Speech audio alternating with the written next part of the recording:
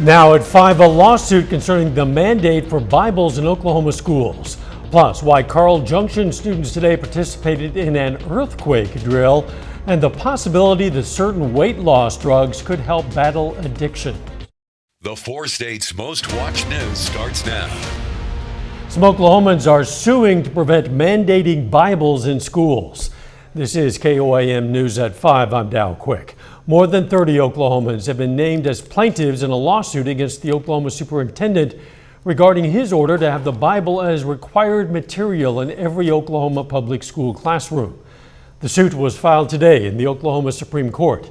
Last month, Superintendent Ryan Walters announced that $3 million in state funds would be used to purchase and supply 55,000 Bibles to Oklahoma schools. The plaintiffs are seeking a judgment stating that the Bible education mandate is invalid and unenforceable. The plaintiffs in this case include Oklahoma spiritual leaders, parents, and teachers. In response to the lawsuit, Walters stated on social media in part, quote, "It is not possible for our students to understand the American history and culture without understanding the biblical principles from which they came. I will never back down to the woke mob, no matter what tactic they use to try to intimidate Oklahomans," end quote. You can see more of Walter's response and see the full petition and lawsuit on our website, KOAMnewsnow.com. This morning, Carl Junction schools participated in International Shakeout Day. Shakeout Day aims to bring awareness to earthquake safety through drills at schools, work, or at homes internationally. When instructions were given to the students over the intercom today, the students went under their desks to practice what they would do if there were a real earthquake. Education is super important. Any academic procedures we put in place are important, but the number one job for us as a building is to ensure that when the parents drop their kids off, that their students are safe. Millions of people participated in National Shakeout Day all across the country today at 10:15 this morning. Joplin's Soaring Heights Elementary School served up a special shout out today in honor of National School Lunch Week. The school honored the women they call queens of the cafeteria, and today that lunch crew was dressed as pirates. They're proud of the work they do every day feeding our kids.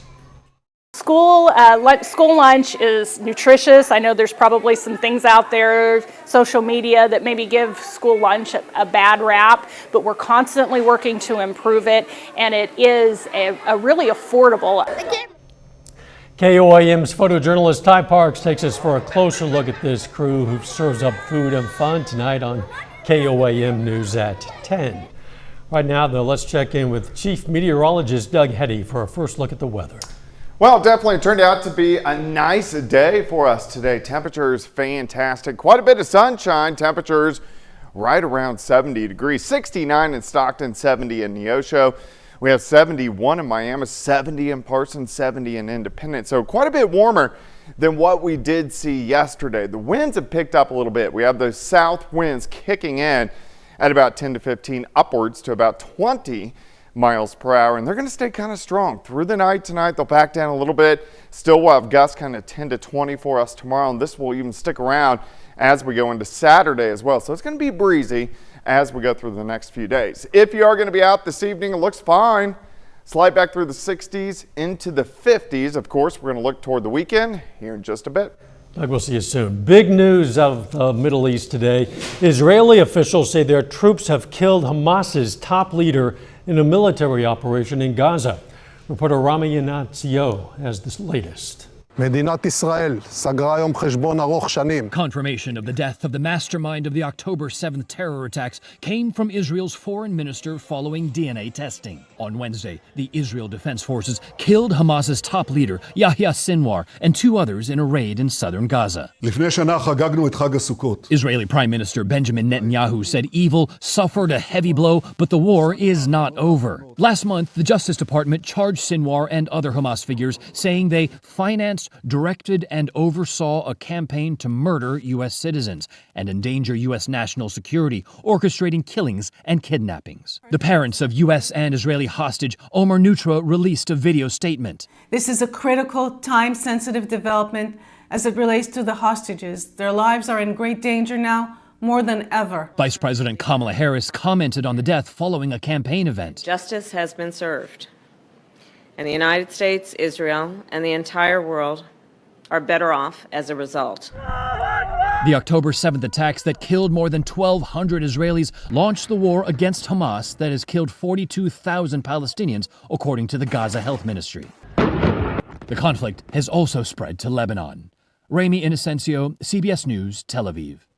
President Biden was updated about the possible death of Sinwar starting this morning. He says it's a good day for Israel, for the U.S., and for the world. Still ahead, helmet laws and safety. Most states don't require all motorcycle riders to wear a helmet. I'm Chris Van Cleve. We're taking a look at a new study that finds stricter laws could save lives. But first, using food to trigger memories among people with dementia. That's coming up in Health Watch. Topping today's Health Watch, a large study finds weight loss drugs like Ozempic and others could help with addictions. Researchers saw 40% fewer opioid overdoses and a 50% drop in alcohol intoxications among people who had a prescription compared to those who did not. This class of weight loss drugs might already treat or prevent diabetes, obesity, heart disease, stroke, and sleep apnea. The study spanned nearly 10 years and tracked health data for 1.3 million people. On CBS Morning, CBS News contributor Dr. Celine Gounder said more research is needed before the FDA approves the drugs for addiction treatments. Well, these drugs are working on the brain, and we don't know what the long-term effects of having this kind of hormone impacting your brain would be. Other risks include cancer, pancreatitis, gallbladder, and kidney damage, as well as depression and suicidal thoughts. What if a simple meal could help unlock forgotten memories? Itay Hod looks at a new experimental program that's helping dementia patients remember with heaping helpings of their favorite childhood meals. Most dinner parties are about creating fun memories. You always like to wear your scarf? Yes. But for 87-year-old Arthur Shostak, tonight is about retrieving them. Okay.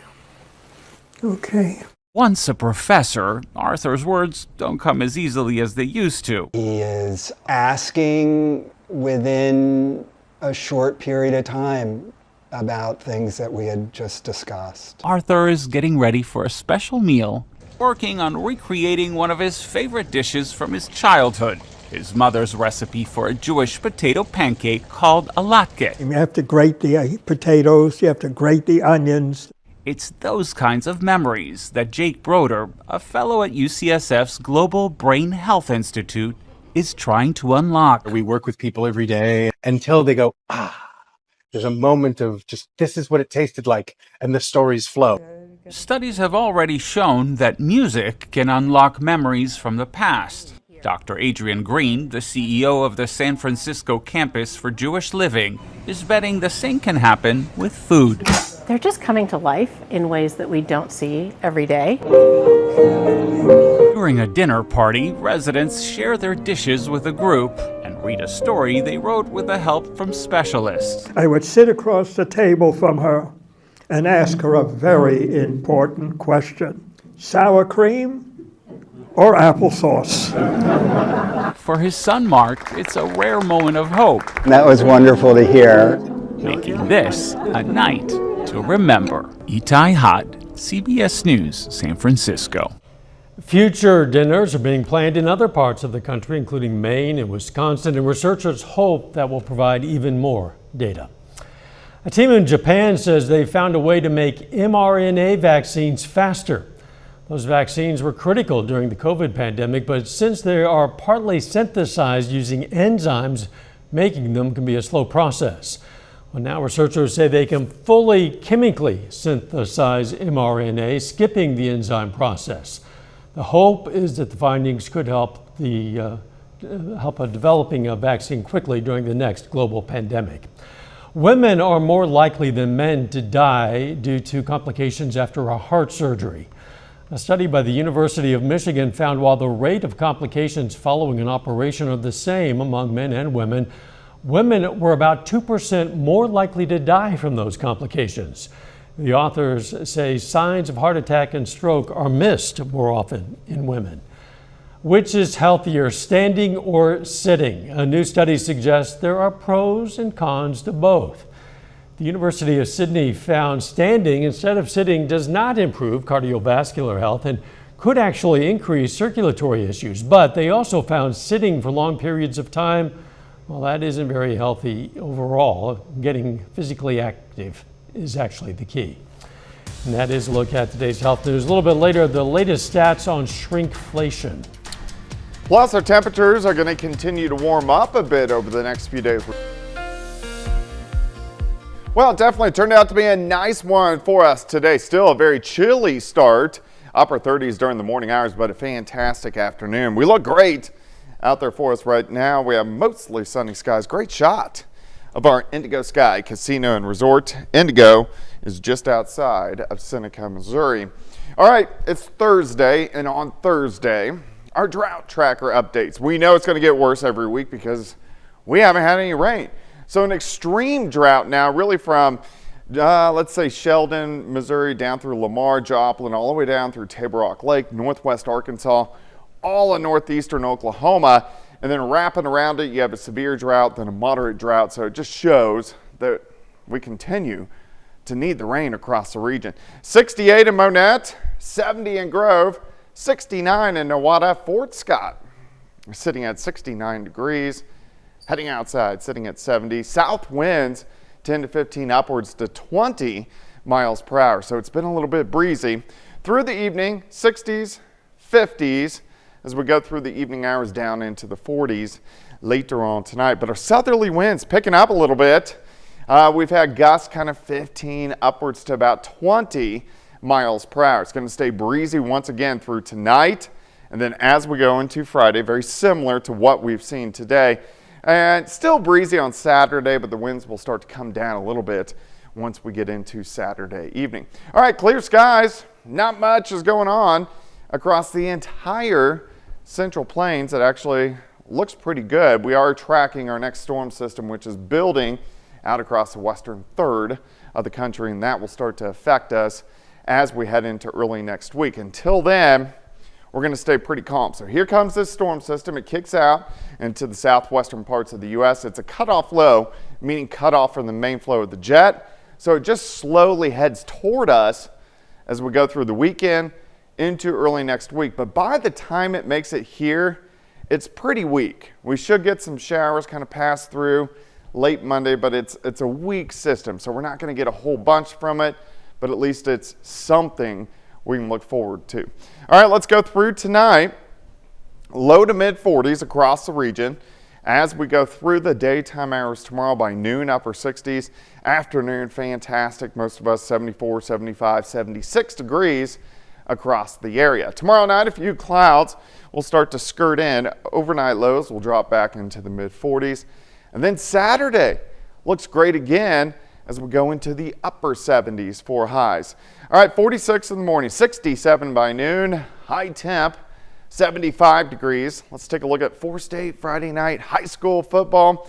Hoodie weather for sure, clear skies, 65 at kickoff, 55 by the fourth quarter. And if you're heading out to Carthage, Saturday morning, of course, the Maple Leaf Parade, a little chilly, but still very nice as we have a quick warm up through the 50s, 60s, 70s on Saturday morning. 75 tomorrow, 77 Saturday, near 80 on Sunday and also on Monday with those slight chances for rain, but at least a chance, which is good. Oh, we certainly need some rain, and I guess we'll be wearing maybe light jackets to start that parade on Saturday and shed them by the time it's over. It'll be nice. You bet. Thanks, Doug.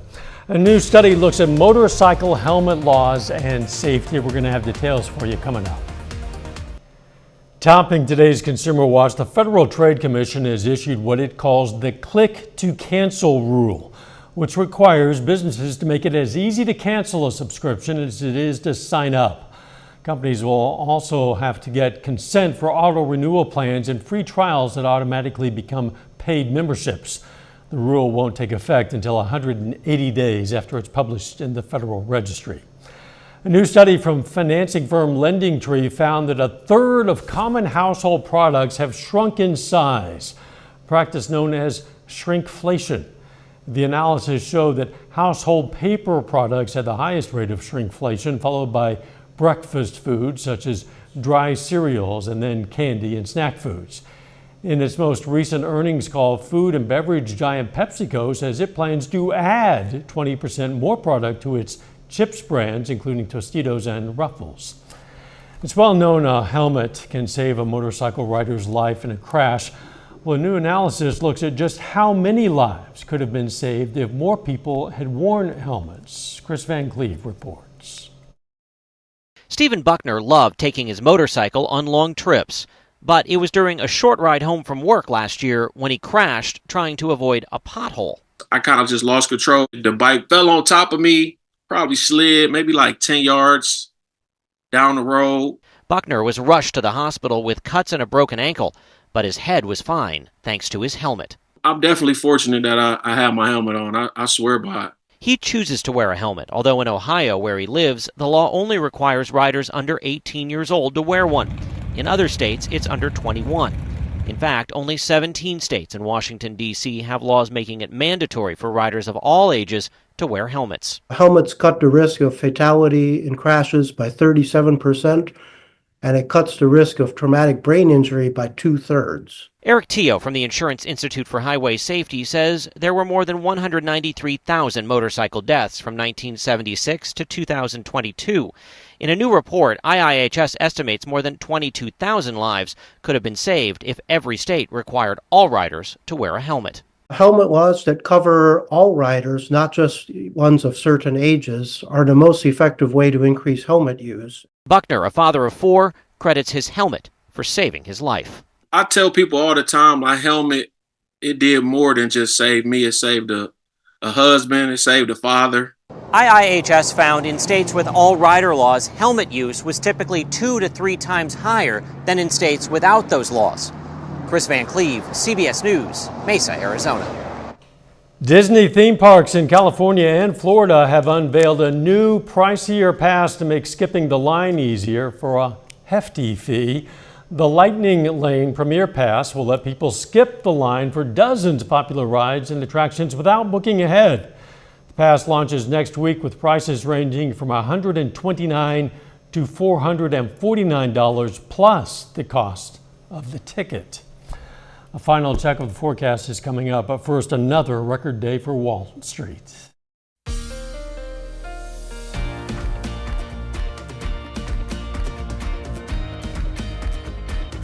Up next on the CBS Evening News, the new drone video about how the Israelis found and killed the mastermind of the October 7 attack. Then on KOAM News at 6, police arrest a juvenile suspected of a hoax terroristic threat in Neosho, Missouri. Plus, we're going to check out the Build My Future event for students in Joplin. And Miami plays Grove on the Gridiron tonight. We're going to have a preview. Stay with us for the CBS Evening News and then KOAM News at 6. The first woman to walk on the moon when NASA launches its Artemis 3 mission 2 years from now is going to be wearing Prada. The Italian fashion house teamed up with Axiom Space to design a luxury spacesuit that's mostly white with a few touches in gray and some red stripes. Creators say the suit is unisex and made to give astronauts maximum comfort while still protecting them from extreme heat and dangerous lunar dust.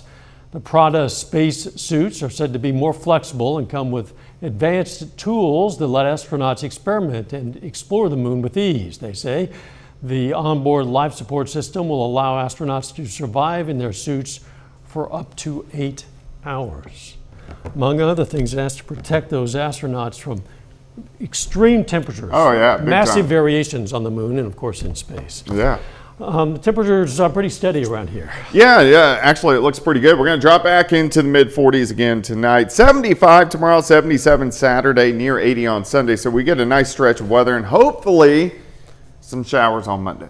Let's hope so. Thanks for joining us. The CBS Evening News is next. And, of course, we're going to be right back here for KOAM News at 6. Let's make it a great evening.